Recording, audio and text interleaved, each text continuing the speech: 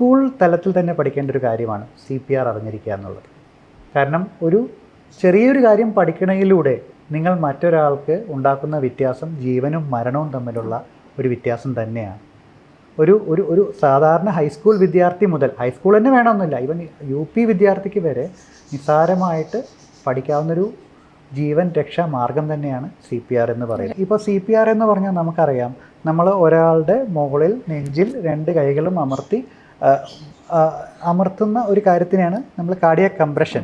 ഒരു സാധാരണക്കാരനെ സംബന്ധിച്ചിടത്തോളം കംപ്രഷൻ ഓൺലി CPR എന്ന് പറയും. അതായത് ഹൃദയം എന്നുള്ള പമ്പ് നിൽക്കുമ്പോൾ പുറമേ നിന്നും നമ്മൾ മസാജ് ചെയ്തുകൊണ്ട് പമ്പിങ് നടത്തുക. അതാണ് ഈ CPRൻ്റെ ശാസ്ത്രീയ വശം. അപ്പോൾ ഒരു പൊതു സ്ഥലത്ത് വെച്ച് അത് ചെയ്യുമ്പോൾ ബാക്കിയുള്ളവർ എന്ത് വിചാരിക്കുമെന്നുള്ള ജാള്യതയാവാം അതിനൊരു കാരണം. അപ്പോൾ കൃത്യമായ ഒരു അവബോധമുണ്ടെങ്കിൽ ആർക്കും ചെയ്യാവുന്ന ഒരു അവസ്ഥയിലേക്ക് വരണമെന്നുള്ളതാണ് എൻ്റെ ഒരു ആഗ്രഹം.